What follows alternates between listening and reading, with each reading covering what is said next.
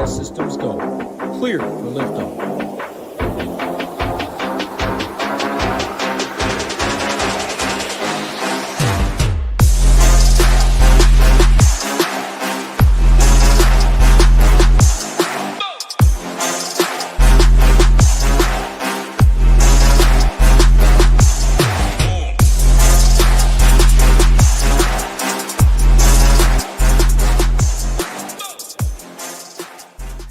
What's going on, everybody? We're back talking some fights. A week off. Now I don't know if it's like 9 straight weeks. I think every single week until Thanksgiving, then a couple good cards. To finish it off, we are in Perth, Australia. 14 fights, 7 p.m. Eastern. I hear 14 fights. Get a little excited down below, man. 14 fights. Fingers crossed to keep all 14, but we've had a lot recently, and anytime we do see what's up, YSN? Appreciate you. Yeah, starting a couple minutes late. Stomach going crazy. Good to see you. But anytime you see 14 fights, that gets me excited. Great for DFS. Ownership gets more spread out. Pretty good fights, too. Like, not too many big favorites on this card. I think it's really good for DFS. How you feeling about it, Big Marley? How's your week off? What's going on? Yeah, I kind of like this card. I mean, I don't think it's the best card to like invite your boys over to watch, but I think it's a really good DFS card, especially if we keep all 14 fights. I haven't even attempted to build a lineup yet, so I don't know what it's going to look like, but we got a lot of options, a lot of fights, or a few fights I want to narrow in on. And then I think a couple ways we could probably get different. There's nobody that's like 2-0 in the upper range, and I think we can get different by actually paying up this week. So, good card for DFS, and hopefully we ship it and we have a big bankroll for Sunday. Yeah, I agree. I don't think the upper tier is like crazy strong. I actually think the lower tier is really strong. A lot of really good inside the distance props down low. A lot of good money line values for their price in the lower range. Like, I can see that like if you want to leave 800 on this card, I don't think it's crazy by any means. Like, the first thing I always do is I go and look at these money lines. All right, we got a minus 375. This has increased. I did put these up on Monday, but outside of that, not one over minus 300 besides one fight. Like, we see plus 300s win all the time in MMA. So leaving money is definitely viable. The main event, Big Marley does have it as a 4-star, definitely a good fight to target minus 400, but you see neither of these guys are wrestlers. If it's a third round knockout on the Ulberg side, that easily could bust at 9,300. So I don't think there's any fight you need to go all in on or make a rule. If there was, I think it's this clear minus 1,000 inside the distance fight that we'll get to in a little bit. But are you going to be making any rules, any broad slate, anything before we go fight by fight? No, I don't really know, actually. I think this is kind of my first DFS look right now, actually, with you. So we'll see, I guess, once we get towards the end. Yeah, I like that.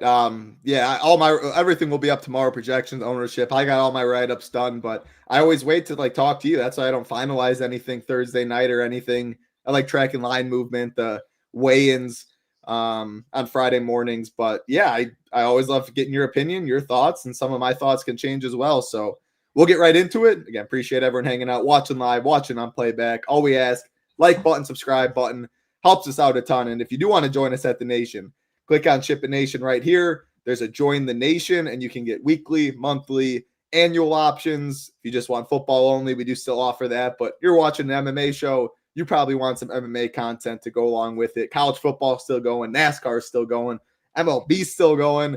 Next thing you know, NBA will be back. Best time of the year, no doubt, as a DFS fan. So we'll get right into it to one of my least favorite fights on the card to kick it off. I'm going based on the stone. Again, on Monday, I did this. I will go off based on Tapology. Sometimes the bout orders do change a little bit throughout. It means absolutely nothing in terms of DFS with everything being independent. But bottom to top from the stone, first fight of the night, Elliott taking on Jonathan Mikaliff. I definitely probably butchered the last name like I'll butcher some of these. There's too many sports going on. I do not, most of the time, if I do watch tape, and again, I'm more like props, game theory-wise, I watch fights every single week, so I know most.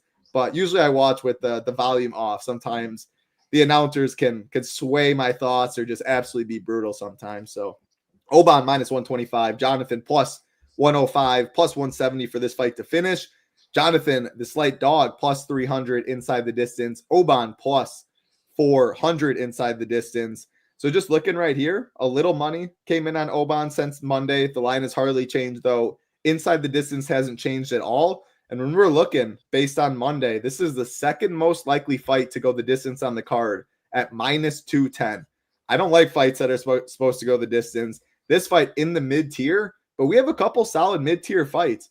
Like Petroski, this fight, minus 120 to finish. Bedoya Malarkey, it's fine, but it's plus 120 to finish, which is better. I do think where a lot of people go in the mid-tier. Did I miss it? 1, 2. I guess Nolan Campbell is like just outside the upper tier. Oh yeah, Tafa Sutherland. There we go. Minus 250 right there. So this is my least favorite fight on the card. If I was only playing a handful of lineups, I would have none of it. You're parlaying getting the winner right in a coin flip fight, plus 170, hitting a fight to finish, and then it's still scoring enough on a 14 fight card. So it's a straight X out for me to start the card. What about you? Yeah, I think it's my least favorite on the card as well. I don't think I'm going to exit out. I'm okay with a little bit of Mikaliff as an underdog that I'm okay with winning, but neither one of these guys are going to strike at a crazy pace. I don't think they're going to wrestle much either. I think it's going to be just a really close back and forth fight where we probably are going to see the judges picking the winner. Mikaliff is a little bit more dangerous, I think. He might have a little slight edge at range, but Elliott's more proven. I think he can close the distance more. And have the edge there, but it's just a toss-up to me, so I'd rather have the underdog. I think I'll X out Elliott, keep the dog in, but I don't want too much Mikaliff. He's just an underdog that I'm willing to target, especially for like mid-range type of fights, because I don't think we need the uppest of range this week, so I'm okay just building in that mid-range this week.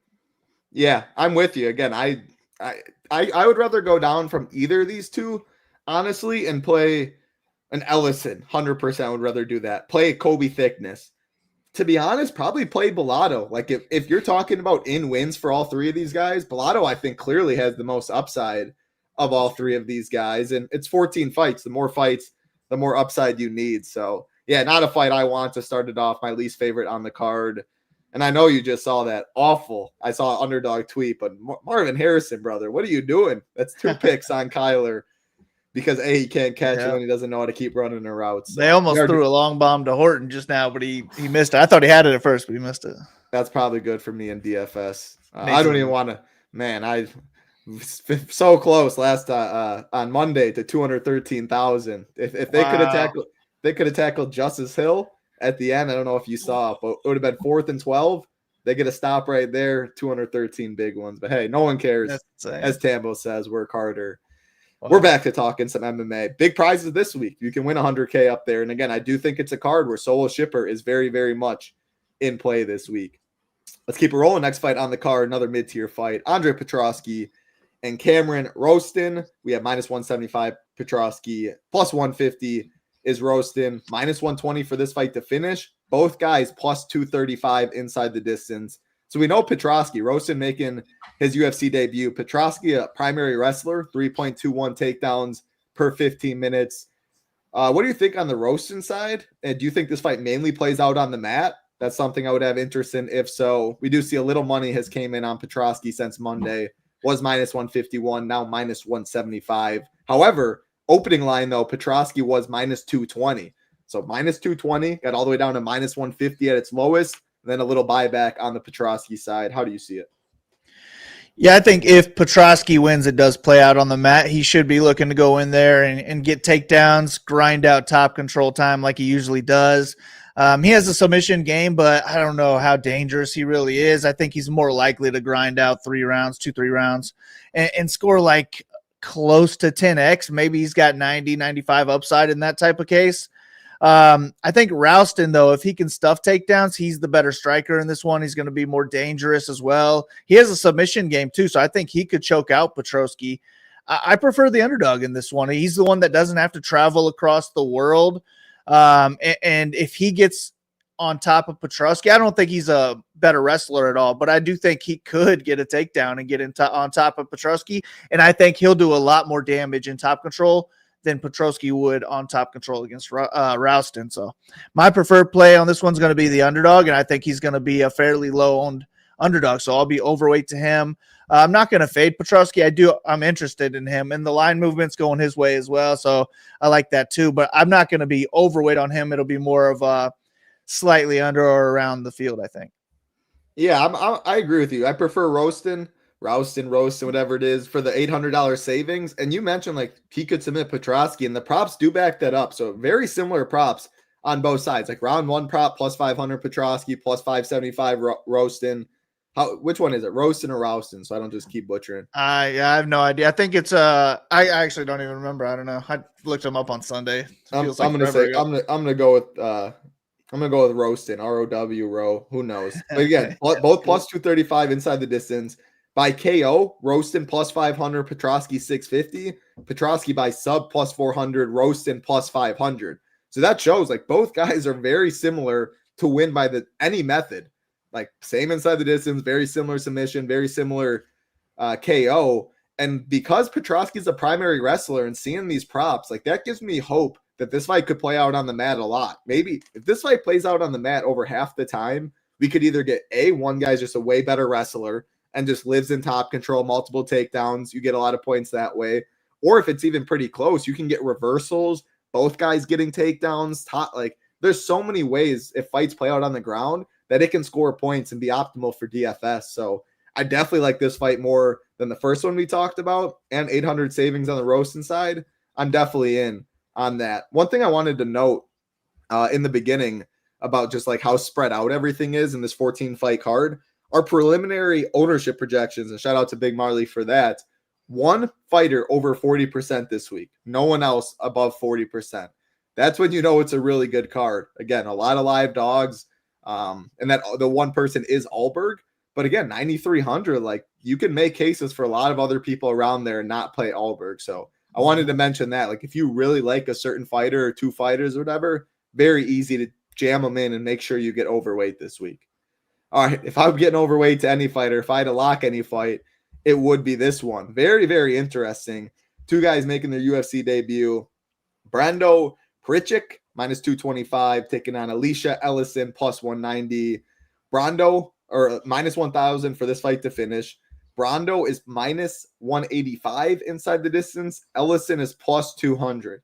Both of those insane props. Like that's the minus 185 inside the distance for Brondo, the highest on the slate. Plus 200 for Ellison, the second highest in the lower tier. Under 1.5 is minus 220. Open minus 200. This fight just getting pounded is the under. Couple other like interesting notes. So again, both guys making their UFC debut. 4-1 for Brondo, 5-1 for Ellison. 6-inch height advantage does Brondo have in this one? I mean, what are we expecting in this? Just a slugfest, gross, and then someone falls? Or do you have any hope for these two moving forward? What's going on? No, I don't know about any real hope. I think Brondo trains with the city kickboxing team, so he's got better people to train with. Maybe he has a higher ceiling that way. He's a bigger, taller, longer guy. I think he's more aggressive as well. So he's the one that I think is going to push the pace, come in, look for that early finish, where Ellison kind of struck me as like he'll sit back and wait for a big, powerful shot. He's going to try and hurt you when he throws his couple shots, but Brondo's the one pushing forward, trying to set the pace and get the really early finish. But both of these guys have never been to, I don't even think, a second round. So I'm expecting this fight to end early. It's going to have a good amount of ownership. What do I have it as like maybe 60% owned total by the field? 35% Brondo and 20% Ellison. I wouldn't be surprised if both guys took a little steam there, like a 40%, but it's really hard. There's just so many fights and so many fighters that do it, but I know people will have that minus 1,000 stand out to them, but maybe the unknowns, just the no names change things a little. It's tough to, I'm not envious of your job this week to do ownership projections. It's really tough, but I think it's the second or first highest owned fight with the main event. I don't know why it wouldn't be. Yeah. I think we get a discount on the ownership from the main event because people don't know who these people are. It's going to get owned because of that minus 1,000, but the no names, I think, will keep it under owned. And by under owned, I mean, let's say it is 55% under owned as the field. I feel like it's 85% to be optimal, 90% to be optimal. So I'm probably going to load up on this fight. If I make a rule, this is the one I want to be all in on. every time I go all in on one, that's where you get the nut shot and it's freaking a no contest, something like that. So I hate being all in on anything just because that's just me. I'm ruining it for everybody now. That's how bad my luck is, man. But this is the fight. This is my favorite fight on the card. I'm going to be heavy on the Brondo side, but any lineups I don't have him in, I'm guessing that Ellison will be on. I'm expecting this fight to be over in the first 3 minutes.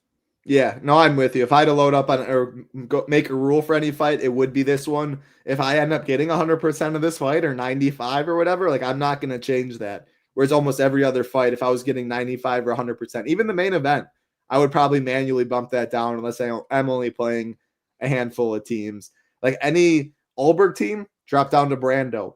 Any Oban, Elliott, Jonathan, Petroski, Roston teams, you could easily drop down to Ellison. Like he has as much upside as anyone on this card. If Ellison was the highest scorer on the slate when it was all said and done, none of us would be shocked one bit. So anytime you can say that at 7,400 and a solid money line, like plus 185 or plus 190 now, it's not bad at all. I mean, we see plus 190s win all the time. So yeah, it's going to be very interesting to see how this fight goes. Again, little pro experience for both, 6-inch height advantage on the Brondo side. Whereas Ellison's just like a tank, just a little dude and very stocky. So I'm really excited to watch this one.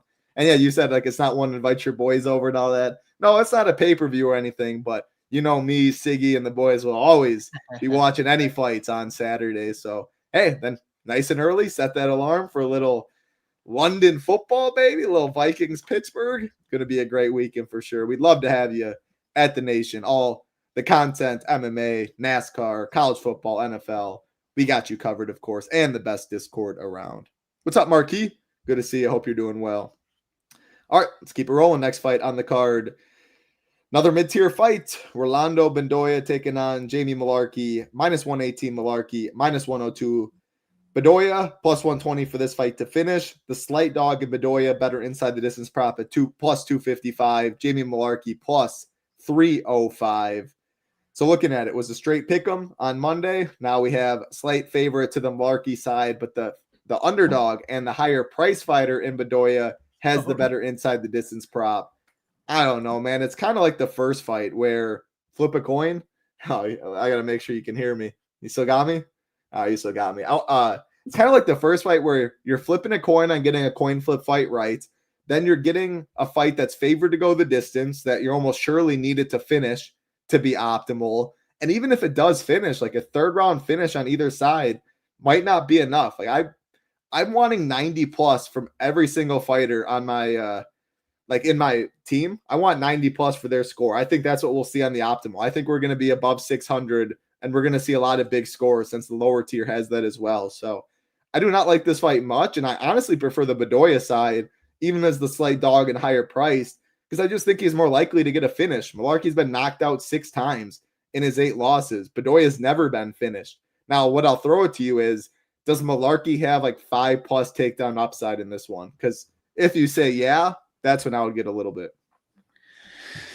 I mean, I do think he has that kind of upside. I don't know how likely it is, but I'm interested in this fight because Malarkey's a good minute winner, especially if he looks to grapple in this one. I do think he's going to have the wrestling advantage. He's a decent striker too. His chin is just the big issue. And I think Bedoya is going to be our higher paced boxer with the better overall hands. He doesn't really have the one punch power to knock out Malarkey like these other guys have, but I do think he could volume up Malarkey and kind of have a knockout where he lands a big one and the Malarkey's stunned and he just keeps putting it on him, and the ref either steps in or he ends up falling and then you get that extra 10 points. But I do think both sides are alive for 95 plus in this one. So I'll be on it, and I think I'll play it more like a 4-star than a 2-star. But I have it as a 3-star because I really don't have a lean either way. I'm picking Bedoya by knockout, but I don't feel good about it. And Malarkey's 200 cheaper. I have Malarkey higher owned, so that makes me like Bedoya a little bit more too. Yeah, I think it's closer to a 4 than a 2. Well, first of all, could you hear that fan in the background at all? Good. Nah. All right. If you can, you might ask them, but. Yeah, if anyone in chat, if you can't, then I hope they can't. But if it's right. If anyone in chat, if you can hear that background It's getting hot in here, so it's a little creaky. I don't even know. Let me know if you can. I'll turn it off. What did you say to my question about Malarkey having 5+ takedown upside? Do you think he does? Yeah, I would say like as a ceiling he does, but I'd guess his takedown probably be like 2.5 or something. Yeah. Pretty solid. And again, if he gets 3 takedowns in a decision win, like I don't think that's breaking 90, and I want that at 8K. So I'm gonna get a little. Thanks, Marquis. Appreciate it.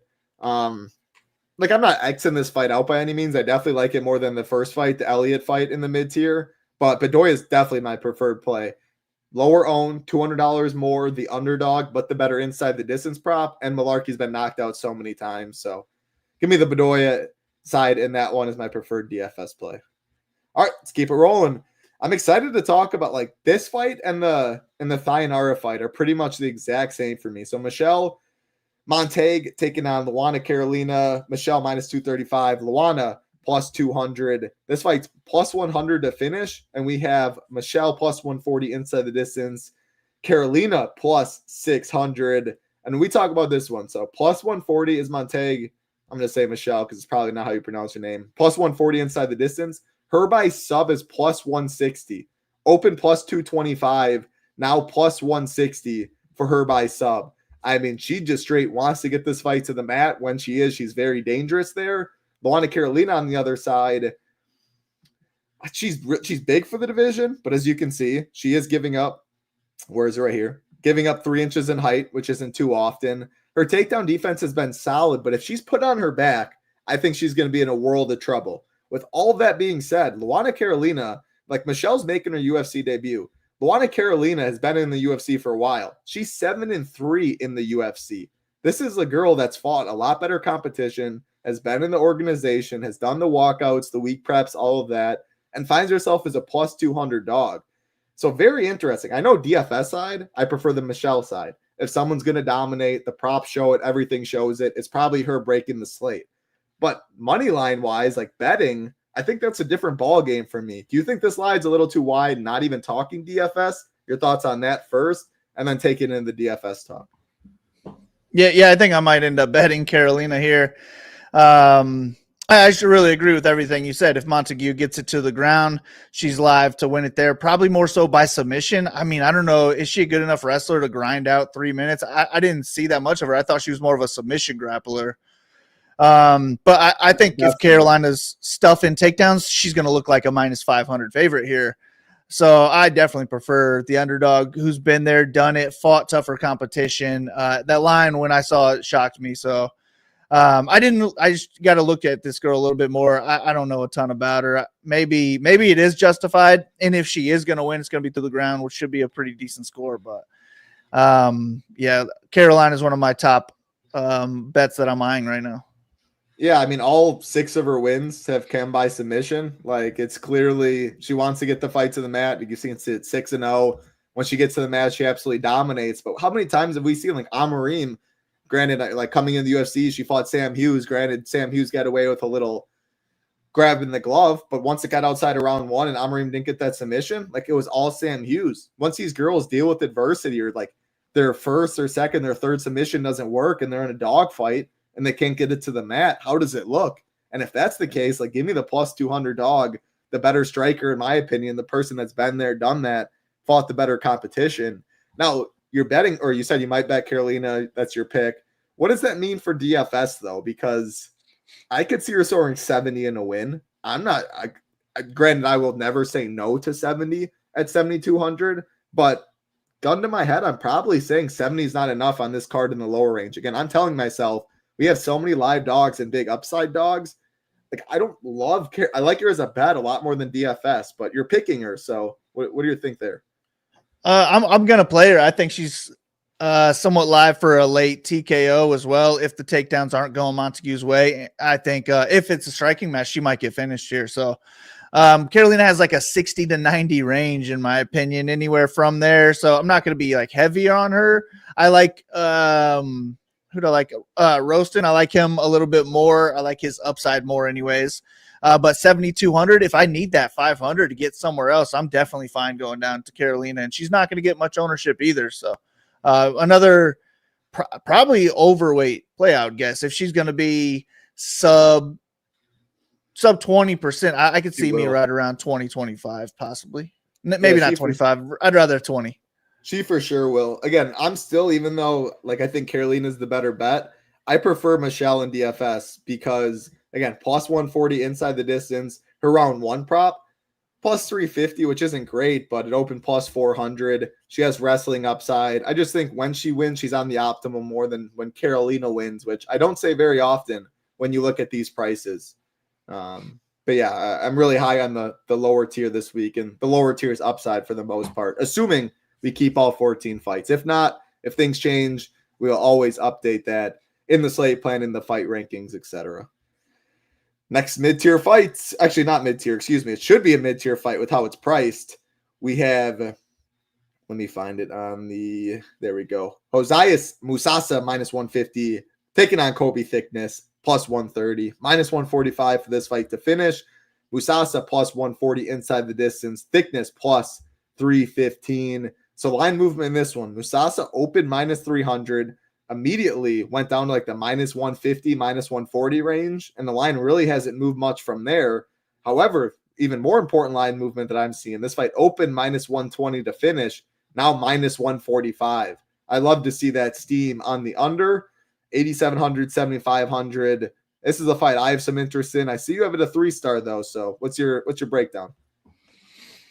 I'm not really sure. I'm actually somewhat interested in this fight because I think Mousasa is just dangerous. He could smoke this guy early and score 100+ points, which I do want some of for sure. But if he doesn't do that, I don't think he's going to score. If it gets out of the first round, what's his chances at making the optimal lineup? Because he's not going to go out there and wrestle. I don't think he's just going to be trying to get a knockout. Can he put it on enough where he just absolutely like second round knockout, 70 significant strikes, and he just like keeps going downhill? I mean, maybe we're making wishes, but I don't know. And unless Thickness's game plan is to come in and wrestle, and that could take away from the strikes that Mousasa could put up before a TKO. But I do think Thickness is in play for the wrestling. I mean, you got to go in here and try and wrestle this guy, and if you can, he's just similar to a Malarkey to me, like a poor man's Malarkey. But with the steam coming on the under, I think that favors Mousasa. I think this is who the UFC wants to win. He's just a guy that looks powerful. You don't want to step in the ring with this guy because you know he can knock your head clean in the 10th row. Whereas the Stickness, he's not anything, imposing. He's not gonna go super far in the UFC, I don't think so. I'm gonna ride the hype. He was like a minus 1,000 favorite in his last fight, so I think we're kind of getting a discount here on the odds. If he won that fight, this line wouldn't be close, I don't think so. Give me Mousasa as my preferred play, my pick to win, but I'll get a little bit of Thickness. Yeah, I agree. And again, I think Mousasa, and we have it that way, pretty low owned in that upper tier, because people will see minus 150 and 8,700 and just immediately be like, that's not a good play. Well, we don't care about money line value. We care about ceiling, especially on a card this big. He's plus 140 inside the distance. He opened plus 160.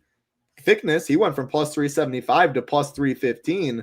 Another interesting thing as well, Thickness is more likely to win by sub than KO, which had me even more appeal on the Thickness side than original, because, I mean, and kind of how I see it, if Mousasa is just the better striker and getting downhill, Thickness would be smart to be mixing in his mixed martial arts, getting a takedown here or there. And if he dominates on the wrestling, we really haven't seen it much. However, I will say it's a very short sample. I wouldn't take all this red on the stone with too much, I take it with a grain of salt. The sample on both of these guys has been very small in the UFC. So, I think Mousasa is going to land more significant strikes than that when it's all said and done in the UFC. I think Thickness will as well, and probably average a takedown or something like that. So, Mousasa, my preferred play, but Thickness, good money line value for his price. No, I'm back in Wisconsin right now. Although, to be honest, I probably would, even though I didn't move I was right by the stadium. Now I'm only like 18 minutes, but yeah, the island games are the games I like to go to when I'm home. So if I was there, I probably would. I am in Wisconsin right now. All right, let's keep it rolling. It's a pretty big favorite, but one of the bigger inside the distance props on the slate. Navajo Sterling taking on Rodolfo Bolado, minus 235 Sterling, plus 200 Bolado, minus 200 for this fight to finish. Sterling minus 110 inside the distance. Bolado plus 360. Sterling round 1 plus 240. Sterling, I'm going to throw it to you on this. So Sterling, a really good inside the distance prop, a very good striker, good volume. I don't believe that I don't think he's averaging over 1 takedown per 15. Maybe you can tell me I'm wrong, but it's very clear both these guys are primary strikers. If there's no takedowns in this one, and let me know if you see it the same, like, is our second round knockout enough? That's kind of where I'm struggling with, because I like this fight. I like both guys, but when we compare them to upper tier fighters, like we did Michelle Montag, whatever pronunciation, Alexa Thionara, Jimmy Crute, like, these people in the upper tier have wrestling upside. I don't really see it here, so it's almost like we need a knockout in the first 2 rounds. Do you see it the same? And what are you doing in this fight? Yeah, on the Sterling side, I would think that we do need the knockout. But Bolado, I think, has I don't know if he's a black belt in jiu-jitsu, but he's got a grappling game. So I think it would be smart of him to go out there and look for takedowns. I don't know that I expect him to do that. I do think we'd probably get a knockout in this one. He does like to throw bombs, but Sterling's just a better overall striker, and I think he's more durable too. Bolado's coming off and getting knocked out by Paul Craig. To be honest with you, that's not a good look. But knocked out, fake knocked out. I mean, what's your conclusion on that? I'm more so on the fake side. I don't know. I don't know. It was the weirdest thing I saw. It looked so fake that I feel like it was real, to be honest. But I don't know, man. I was there too, and I was like, I got all pumped up because I needed that fight. That was like the one that I'm all in on. And I'm like, oh my God, did he just knock him out? Let's go. And then, of course, no contest. Oh, yeah, my night's over. Okay. But I mean, I don't remember when that was, a couple months ago. But if it was real, I mean, he got knocked out and he's going in there against somebody who might knock him out again.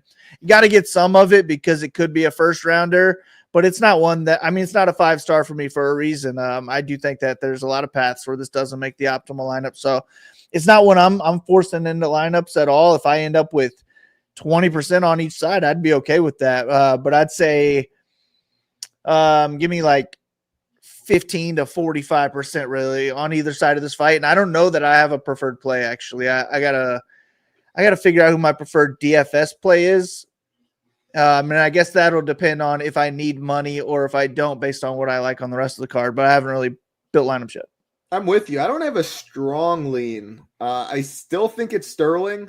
I just think he's a more technical fighter. I think it's Sterling more technical against like the athleticism and brute strength of Bolado. Not saying that he doesn't have it. I think the jab will be money, the low kicks, but he can take his time a little bit, even with a lot of those significant strikes. Like round 1 can be a little slower for him.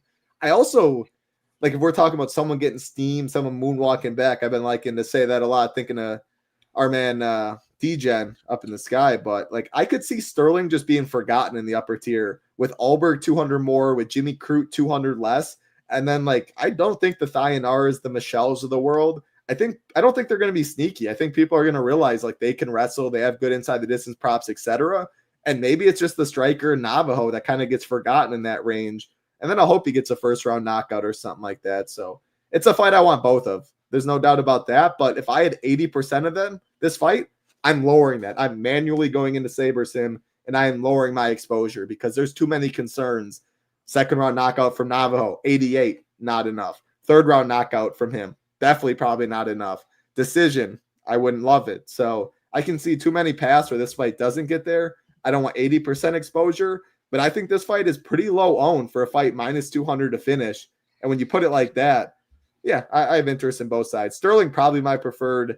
If I had more Bolado or was more overweight to Bolado when it was all said and done, I wouldn't change anything because of that. All right, going to this next fight I've been talking about, and I'm a little surprised 2-star. I need to hear this one. Alexia Thionara taking on Lomo Lupini. We have Thionara the favorites at, I hate all this. There we go. Minus 240. Loma plus 205. Plus 195 for this fight to finish. Thionara plus 210 inside the distance. Loma plus 1,000. My thoughts was 3.07 takedowns per 15, 2.03 on the Loma side. If this fight, granted, yes, open plus 185, now plus 195. The over is only taking money. But if this fight plays out on the mat for 11 of the 15 minutes, it could be just domination on one side. It could be top control, takedowns, etc. Or it could be reversals. It could just, there's so many ways that points can be scored when the fight's on the mat relative to when it's on the feet. Do you think that it mainly plays out on the mat, or do you think we get the wrestling negating itself and then it stays on the feet and absolutely boring? Before you answer that, actually, I compared this fight and the Luana fight for the same reason. Loma's a UFC vet, a winning record, 3-fight winning streak, a good fighter, very disrespectful on the money line. Like, if I had to make 2 bets, I'm probably just taking both dogs and Loma Karolina and just hoping like these favorites that are very short-lived in the UFC like are just not who they are being projected to be. Do you have any thoughts on that money line as well? I think this one, yeah, I do think it's probably wide, but this one makes more sense just because Thionara's more well-rounded too. Because she could beat Loma anywhere, I think. I think she's like a better version of Loma almost. Loma's a better kickboxer. She's smoother on the feet. But Thionara is just bigger, stronger, more powerful. I think she's the one that's pushing forward as well. And then Loma also kind of like improved her wrestling in the UFC, in my opinion. I think she was more of a pure kickboxer coming in, whereas Thionara, she just looks like a more powerful wrestler than Loma. So I think she kind of beats her to the punch there. I see this fight taking place on the feet more so than on the ground, but either one of them could mix in takedowns here. I'm not sure. I do think it is. I might move it to a 3-star, but I don't know how much I'm going to be clicking on this one. I don't know the upside. I really don't think Loma has much upside. She has more of a Karolina type of win, like you mentioned. She's more live to win on the cards, and I don't think she's as live to win with the late finish as Karolina. So she has less upside, I think, than Karolina, but just a live dog for cheap. Thionara is the one that I'm a little bit interested in because I think she goes overlooked in DFS, and if she does want to wrestle, I think she could go out and do that, and pretty heavily. But I also think that it's just more fresh in our minds that that's what she is, but that's because she beat Molly McCann. Molly. That's the easy path to beat Meatball. Yeah. So I think this one plays out a little bit more on the feet where she's not going to be afraid of a one-sided fighter. So that's why I have it as a 2-star. I probably won't be too heavy on it, but I'm also not going to X out either side. Yeah, I don't know, maybe tempered how much I'll have a little bit of Thionara, because just looking at props, like she's 4 times more likely to get a submission than she is a KO. Like, I think it's more competitive on the feet. Thionara is definitely well-rounded, but so is Loma.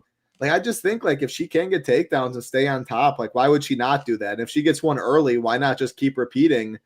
It's a lot easier to spend fights on top, like, than being at distance and having to exchange. Like, there's a little more scary stuff there. And Thionara looks good, man. She's only 27, 3-inch height advantage, 6-inch reach advantage. Like, maybe she just mixes her martial arts really well. But if you think she moonwalks back and she's going to be do you think Navajo's, I should just look at the ownership. Do we have Navajo higher owned? We do. We have Thionara is definitely one of the lowest owned. I'm so good going from Ulberg to Thionara, Ulberg to Sterling, Ulberg to Michelle, Ulberg to Crute, Ulberg to Brondo. I think that's the moral of the story that I want people to know, and that's why leaving money is very in play. But a 3rd-round Ulberg knockout could easily score 85 or something, and all of these people have a lot more upside, or all those people can easily outscore that. They'll get an ownership discount, and you'll leave money on the table. So I think that's my main thing up top is I'll be jumping a lot of Ulberg teams' main events to people down low, and that doesn't mean you have to play Dominic Reyes if you don't play Ulberg. Like, I'll probably be overweight on that fight fade. So Thionara has passed, but I do not like seeing the over continue to take money, which has me preferring the Michelle fight over this one if having to choose. Anything else to add on that one? Otherwise, take us to anything else to add? No, just every time I hear Thionara, it makes me think like Mike Tyson is trying to say sayonara, and that's what it comes out. And that's it. Tom Nolan minus 148. Charlie Campbell plus 128. Minus 200 for this fight to finish. Nolan plus 130 inside the distance. Campbell plus 225. I mean, what a good fight. is this one, in my opinion.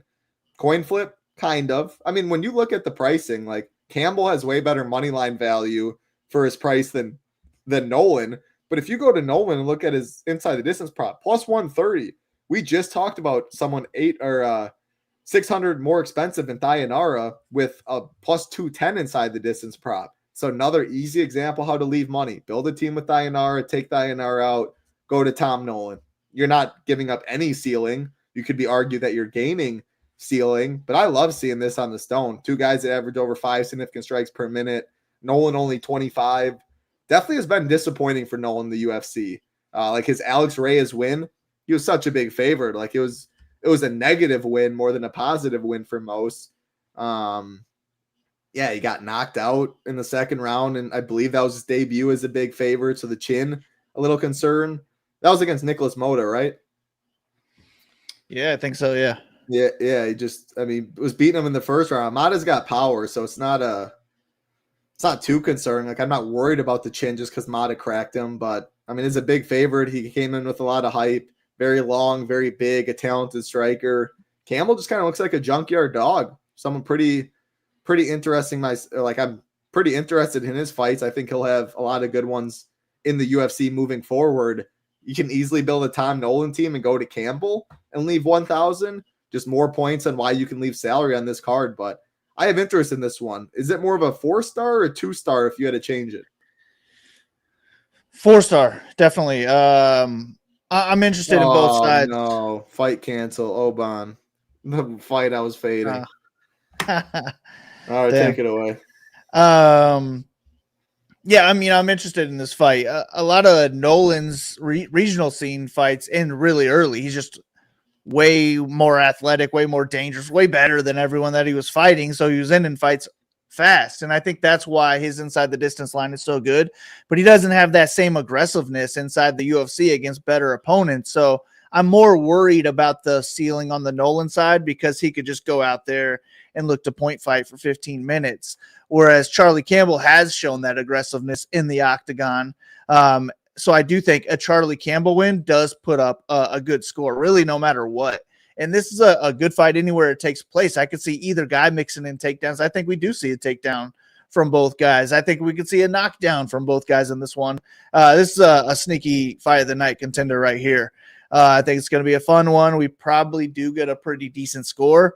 But I was going back and forth on the pick. I was watching Nolan and thinking, yeah, I think I'm going to pick Nolan here. And then I'd go watch Campbell and think, man, I don't know. Maybe I'll pick Campbell.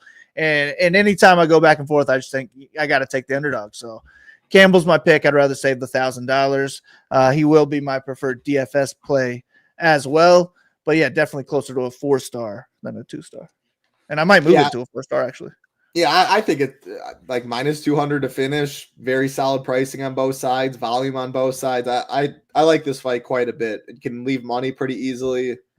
I just went on Google. I didn't see the fight canceled. Obviously, I trust you, YSN. Man, that stinks. And obviously, it's not a fight that I cared about for DFS, but all fights get ownership. Like, I'm not going to say playing that fight was paying the rake, but I was kind of treating it that way. I mean, hey, maybe it would have scored 110 and it saved me. Because I hardly would have had any. So there's always two ways to look at it. Marcel tweet, perfect. That's the absolute man. So 13 fight card, fingers crossed. Now we keep all 13. I mean, 12 fights is always the magic number for me, but each fight you add after that just continues to spread out ownership more and more, continues to eliminate dupes. And it's already a really good card anyway. So 13 fights, let's keep it there. And we're in for a good one. Let's get to the next fight on the card. The highest priced and biggest favorite on the card. Jake Matthews minus 410. Neil Magny minus 310. Or minus 410 Jake Matthews plus 310 for Neil Magny. Minus 105 for this fight to finish. Matthews plus 140 inside the distance. Magny plus 550. Yeah, I don't love it. And you don't love it either with the 2-star. Like, this fight's favored to go the distance. Minus 125 to go the distance. Minus 105 to finish. Over 2.5, minus 140. Just say Jake Matthews gets a 3rd-round knockout. I don't think that's enough at 9,600. Give me Tom Nolan for 1K less. Thionara, Michelle, Sterling. Like, I can easily leave money not playing Jake Matthews. I don't think I'm really giving much up.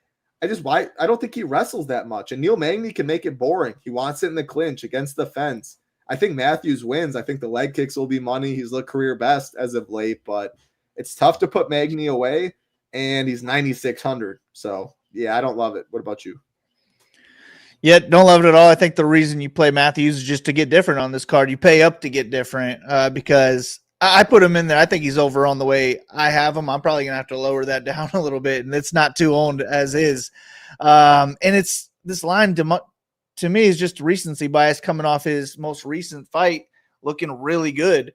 But Magny really showed up for his last fight too, and I don't know anywhere that Jake Matthews should be an 80% favorite over Magny. Like, is he an 80% favorite if he strikes or if he wrestles or if he's trying to submit him? I don't really know. I don't think he's an 80% favorite anywhere. I think it's going to be a pretty close fight. And if I'm just playing a couple lineups, there's no way I'm really getting to Matthews. Magny's my preferred play. I think he might go out there and win this one. He's another underdog I'm looking at betting. I actually kind of wish I already did bet him. I feel like he was a bigger underdog when I looked at this. No, it's only gone the other way. Really? Actually, yeah. It was plus let's see, last week to this day on Thursday it was plus 425. Or plus 425 plus 400. But that's what I mean. I'd prefer to have that. Oh, I'm tweaking. I'm full tweaking. Yeah, but it's bad. I mean, I don't mind it though. Still, I think it's still just too wide as is. So Magny could go out there and win and score 100 points, and I think that's more likely than it is when Matthews wins. I think he scores 100 more than Matthews does in this matchup. Wow, so that's a hot take. And if Matthews does score 100, I think it has to be a first round submission. That is one of Magny's bigger weaknesses, but Matthews doesn't always look as good as he did in his last fight, and I don't expect that same thing to come out and just be as dominant in the first round. So Matthews the pick. I do think he's a little bit better, but man, all the values on Magny. Yeah, I don't know what my brain was thinking right there. But Matthews opened minus 300, got all the way down as low as minus 700. Then shortly after, Magny took a good bit of money, went to minus 450, got down to minus 600, and then slowly but surely, Magny has been taking money. And he's as low as it, or he got down to minus 375 2 days ago, and now it's minus 410. So one of the lowest that, one of the best prices one of the worst prices you'll get Magny. But the line's moved a lot. Minus 300 open all the way to minus 700 and now minus 410. Like, that's jumped all over the place.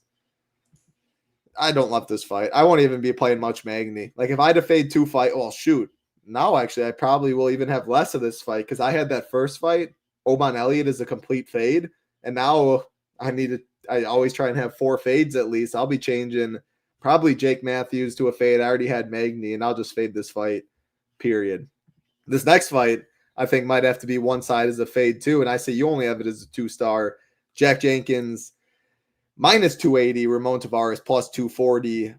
Plus 125 for this fight to finish. Jenkins, plus 170. Tavares, plus 575. My question to you, how much does Jack Jenkins wrestle? Because I think he probably needs, I don't know, assuming this fight does go the distance or at least gets to the third round like it's favored. At 9,400, he probably needs 4+ takedowns, I would say. Do you think he has that in him? How do you see this fight going? I think he has it in him. Sure. I don't think it happens, though. I think this fight more so plays out on the feet, and he probably works on chopping down Tavares' leg as the fight moves along, and then maybe a late finish is more in play. If he is worried about the leg kicks at that point. His kicks are so nasty.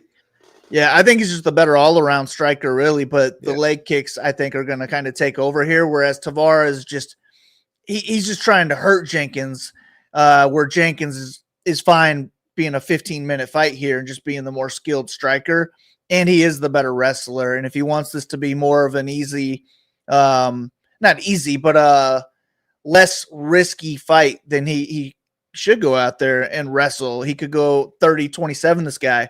But the Australians love him. Maybe they don't want to see that. Who knows? But at the same time, if he's clearly beating this guy, maybe they do want to see that. I have no idea. But Jenkins is my preferred play. I don't think he'll get too much ownership either. He's my preferred way to pay up to get different.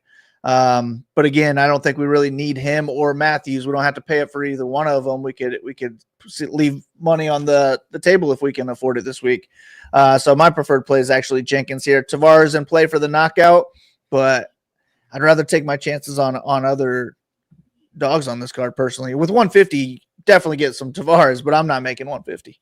I wouldn't X any of these 26 fighters, 28, even if the Oban fight was on. Like I would play every single fighter in 150.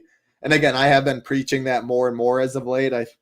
It was the Hamzat card, like when it just went dog, or whatever to start, who we had like Lerone Murphy, even the favorites I didn't like all got there. Like that was the card that, you know what, even if I have them as fades, again, that's mainly if you're playing 5, 8 teams, even in 20 teams now, if I'm getting a sprinkle of these guys I have as a fade, I'm rolling with it. This is the highest variant sport, one of the highest variant sports that we play. A lot of random stuff happens. I just want to embrace it. Usually, like if Saber's getting it, they're probably really low owned. They fit a chalkier lineup. Like it just makes something work. Because I worry about the dupes. That's what I look at the end of the day. I don't want to be holding hands with 200 people. When I win, I want to win more of the money. But it is getting harder and harder to do in MMA. There's no doubt about that. But I don't love this fight. Definitely not playing Tavares. If I had little teams, probably wouldn't really get to Jack either with little teams as well. Yeah, I just like the Jenkins and Matthews. Give me Nolan, give me Thionara, give me Navajo, give me Michelle, give me Pericic. Like all of those guys for cheaper have just as much upside, if not more, in my opinion. And you get to leave the money on the table. But I do think he is going to be relatively low owned, is Jenkins and Matthews. But still, if you leave $0 with both of them, like I'm not sure that team alone will be lower duped than if you left 500 and dropped down somewhere. So I do prefer dropping down to these two mainly. Mid-tier fight, my favorite of the card in terms of just the mid-tier fights in general. Heavyweight fights. We have Justin Tafa minus 116, Louis Sutherland minus 104, minus 250 for this fight to finish. Tafa plus 105 inside the distance, Sutherland plus 235. I was a little surprised to see such a wide gap in the inside the distance props when we're talking a fight minus 250 to finish. That's a coin flip on the money line. Did that surprise you at all, seeing plus 105 and plus 235 inside the distance? And I guess, do you see it the same? Does Tafa have more upside than Louis, like the inside the distance prop shows? Yeah, I don't know. I mean, I don't really think either one of these guys are very skilled. It's kind of just that they're big and they can throw big shots. So if this fight goes the distance, man, I'm gonna be falling asleep. That's for sure. Yeah. And neither one of them is going to score well because they're not wrestlers. So I think we're playing for a first round knockout here. I guess at their price, a second round knockout's okay too, huh? Yeah. So fight, man. What fight enters round 3? I feel like we should like cap our ownership at whatever that is. Under 2.5 is minus 200. I am not seeing on Bet fight odds for them to have the start round 3. So that's the best thing I got. Minus 200 for, you'd have some other book. I don't know what book has stuff like that. Do you know? I feel like DraftKings might have something along the lines, but I'm not sure. But under 2.5, minus 200, over 1.5, minus 134. So I don't know if, or minus 150 at this book. So I don't know, 175 ish. So this is the fight that I would want to take that kind of line into my DFS play, because if it's a third round, if it gets to the third round, we're saying that neither one of them has a chance to score well at all. Yeah. And at their prices, they're probably not making the optimal lineup. So just play it as if it's a first or a second round win. Don't really care who my pick is. It's probably a decent chance at the optimal if that's the case. But these guys, you just want them to fight in a phone booth and see one of them go down. But if this goes the distance, it could be a 50-point score for the winner. My preferred play is just Sutherland because he was the underdog when I looked at it, and not by much. He just had a plus. I think it was like plus 105. I'm not impressed with Tafa. I'm not impressed with the people he's trained with his entire career. He's like the last one left, I feel, him and his brother. And I don't think that lasts much longer either. If Sutherland actually gets on top of Tafa, if Sutherland wants to wrestle, I think he could land a takedown and get a ground and pound finish here. It's just Tafa's freaking huge. I think it's going to be hard to take him down. I don't think Sutherland is a wrestler. So yeah, I don't know. This one is just, I would look at odds on the first and second round type of finishing and try and incorporate that into your DFS play, but I'd rather save the money. Yeah, I think that's really sharp. And I think when it's all said and done, just looking at our preliminary ownership projections and where I'm guessing that the fight to start round, or to finish in round 1 and 2 or start round 3, I think it's probably a minus 165 range that it finishes in 1 or 2. And if that's the case, we're looking at 62%. We have it a little above 50% in projections. So I do think, just when you say it alone, and I like that, but I guess you can circle back a little. Maybe not all second round finishes are optimal, which I would agree. You can get a really, really boring first round finish or a first round period, and then the second round you get a knockout and scores 84. Tafa 84 at 8,400. I mean, it has. Or you don't get the knockdown. Yeah, something like that. Random stuff can happen there. So I guess not even. The odds can do it, but maybe you have to take a little juice off there or a little back on the number, because not 100% of second round finishes get there. So maybe it is pretty even, but I still think 50% of this fight, this is my favorite mid-tier fight. I will say though, ownership might go a little higher on these two guys because the Oban Jonathan fight, not that it was getting much, but it's just right there in the mid-tier. If that fight's off, it was getting some. People will see that minus 250. And it might even get a little more steam, which I do not love, but it's a 13-fight card. You can play this fight and clearly get different in so many other spots. We've talked about how to leave money, lower Neil Magny. If you play him, you like him like Big Marley does, you don't even really have to worry about too much after that. So I'm not really worried about getting different on this card. I'll be playing both guys regardless what ownership is, but I do like your thoughts looking at the prop for this fight to finish in 1 or 2 and then kind of basing it off of that. All right, 2 fights left. Great co-main event. Very good main event as well. Appreciate everyone hanging out. All we ask, again, like button, subscribe button. Helps us out a ton. And if you do want to join us at The Nation, shipitnation.com. Join The Nation. You can see a bunch of different packages. No better time. So many sports going. So many big prizes. Great time to be in the DFS space. Great time to be a Ship It Nation member. And definitely do get in the Discord if you do join. The best community around. Banger fight, 5-star, 5-star to finish it off, and we had 1 5-star below. I don't disagree with any of them. Anytime Jimmy Crute's fighting, it's almost always a 5-star fight for me. He takes on Ivan Urslan, minus 198 Crute, plus 168 Urslan, minus 325 for this fight to finish. Crute plus 105 inside the distance, Urslan plus 185. So Urslan, the best inside the distance prop in the lower tier. Crute, I mean, this dude will just wrestle. That's what you love for someone up top. Give me Crute over Ulberg all day long for the 400 savings when we're talking upside. It just feels whatever he wins or however he does, if he wins, it's really hard for him not to score. Because on the feet, he's so hittable. He swells up. He doesn't wear it really well. So when he gets in a barn burner like that, he'll just swing back crazy and he has power himself. Or that'll force him to wrestle more, and that's what you want for DFS. So so many paths this fight gets there, and Urslan at 7,300. I mean, any win really minus 325 to finish. Probably scores unless it's Crute all in round 1, and then Urslan knocks him out 30 seconds into round 2. That's the only thing I can really see. But I mean, I'm masterminding stuff right now. That's not likely to happen. So I think the winner's on the optimal. I want a lot of this fight. Yeah, Crute's going to be my definite preferred play here. He's one of my favorite fighters on the card because he should go out there and look to wrestle here. And if he does, he could dominate the wrestling game for the first 2 rounds. And I would guess if he finishes with the submission in those rounds too. But at the same time, I think he would slow down as the fight moves on. But Urslan's not the kind of guy who's really going to start to pick up the pace, I don't think, as Crute gasses.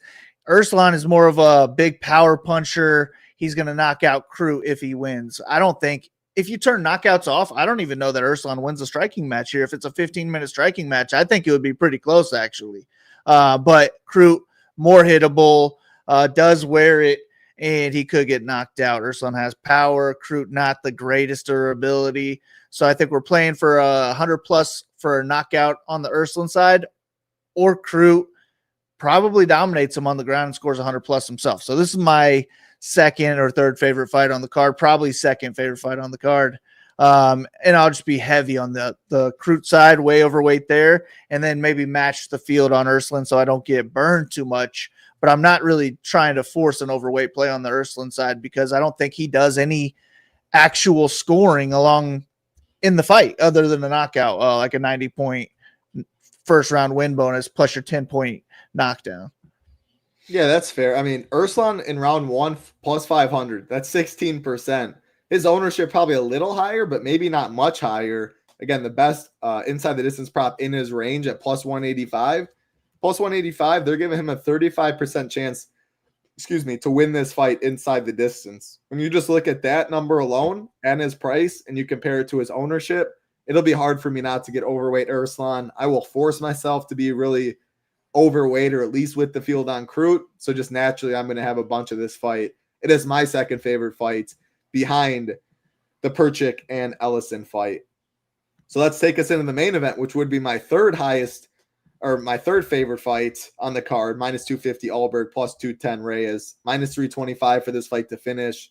Wait, hold on. There it goes. Minus 375 for this fight to finish. Ulberg minus 160 inside the distance. Reyes plus 300. But because the main event always gets elevated ownership, and on a fight like this, it doesn't even make sense for it to when it's minus 375 to finish and under 2.5 is minus 135. Like the extra 10 minutes for this fight, it's a 25-minute fight. We probably don't even see that. So it gets elevated ownership just because it has a possibility for an extra 10 minutes. When in retrospect, if this fight gets to the 4th or 5th round, it's probably not going to get there. I really struggle seeing this fight be a 180 significant strike on both sides and just like a complete war. I think someone's chin would go out. I mean, the Yuri Dominic Reyes fight was looking like that until that crazy spinning back elbow or whatever. But I don't think he has the chin for that. I just think both guys are worried about the other's power enough where I just don't see the 6.77 significant strikes per minute or 5.58 playing out in this fight. Let me know if you think I'm wrong, but that's why an Ulberg second round could be 90, not enough. First round, of course, it would get there, but under 1.5 is plus 130. This fight's expected to go into round 2. It's going to get a lot of ownership. I think probably over-owned. I like the Crute and the Brondo fight more. So I'll probably be overweight to the fight fade. And honestly, Reyes is my preferred side in this one. The only reason I'm saying that is because any knockout in any round, I feel a lot better about being optimal than I do at 9,300. Easier to leave money. Ulberg probably wins, but that's not the business we're in right now, or at least that we're talking DFS. So Reyes is my preferred side. Fight fade, my probably preferred side in this fight as a whole. And I plan to be underweight on Ulberg. Yeah, I moved it down to a 4-star. I think it does make sense to kind of fade this fight. Well, I don't know, not fade this fight, sorry, because it could be a first-round knockout either way. But if it makes it to the 3rd round, I do think that Reyes is the only one that has a real chance at the optimal lineup.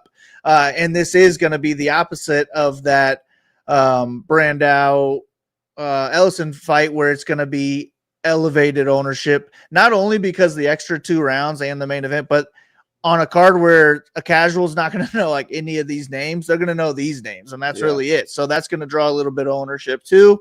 So I do think it is over-owned by the field. And if this does go the distance, I don't even know that Reyes would make the optimal lineup, but he would be really the only one with the chance. Probably not. I wouldn't love it. A Reyes I think it is going to be a slower paced, more technical fight because you don't want to come out there trying to take their head off with a 5-round fight and blow your load in the first round. So I do think that this is going to be a more slower paced striking match, but it could only take one shot from both of these guys. I'm picking Ulberg to win. I do think he gets the knockout. But at his ownership, at his price, I do think it makes a pretty good. Yeah, I mean, I like Crute a lot more than him now, and I like who was it? What did we say? Brondo a lot more as well. Yeah. So those are my clear top 2 plays. And then Ulberg's fine. If you have have the money to get there and have ways to get different in your lineup. Like I feel like if you have Crute and Brondo in there already, then you really got to think of different ways to get different with your other three. But yeah, like if I'm clicking names in the upper range, those are probably the first three that I'm looking to click. It's just you're really on a time limit with Ulberg's win and scoring potential. Yeah, and for that reason, with him being the highest owned fighter on the card and his price tag on DraftKings, like probably the biggest way I'll be getting different is plugging in Ulberg and dropping him to multiple other fighters in the high 8K, low 9K range and going about it that way. Again, I think with the name value, like you said, and this fight just all main events get more steam, it doesn't make sense for this fight to get more steam when it's not favored to go to those championship rounds, and you don't want it to go to those championship rounds. So if this fight was a 3-round fight, let's say Jack Jenkins was the main event, I just picked a random fight, like you could see Ulberg at 34% owned. You could see Reyes at like, I don't know, 16. You know what I'm saying? Like the ownership would be a lot less than it is in the main event. And it really is for no other reason than just people like seeing it at up top. They like having the last fight on the card. It's just how most UFC cards are. It's just kind of like they're trained to do that in their mind. And I don't think that's really right on this card. So to wrap it all up, we did lose. Shout out to YSN for letting us know. We did lose the Oban Elliott Jonathan fight. So everything will be updated. Projections, ownership, everything will be out tomorrow. Like always, I'm excited for some fights, man. A week off. We have a lot of cards in a row. Australia, live crowd, 13 fights. Hey, let's win some money, Big Marley. What do you say? How we doing? Finish it off for us. Yeah, good to be back. A week off always recharges me, so it's good to be back, and I think that this could be a nice, profitable card to come back to. Hoping so, but good luck to you, Title. Good luck to everybody listening. Let's ship it, and then let's ship it again on Sunday, too. Absolutely. Appreciate all the support. Again, like button helps us out a ton. Join us at the Nation, shippingnation.com. Join the Nation. You can see all of our different prices, all of our different packages. We would absolutely love to have you. And hey, YSN, Marquee, watching us during the NFL game, participating in chat. You guys are the man. Hope you win some cheese this week. Hope everyone out there does well. Again, everything will be up tomorrow on Friday. Any changes, anything, we will let everybody know in the Discord. Enjoy your weekend. Hey, hopefully it's filled with a lot of sports, with some extra money in your DraftKings or FanDuel account. That's going to do it for us, though. For Big Marley, I'm Titletown. Be safe. Enjoy the weekend. Peace.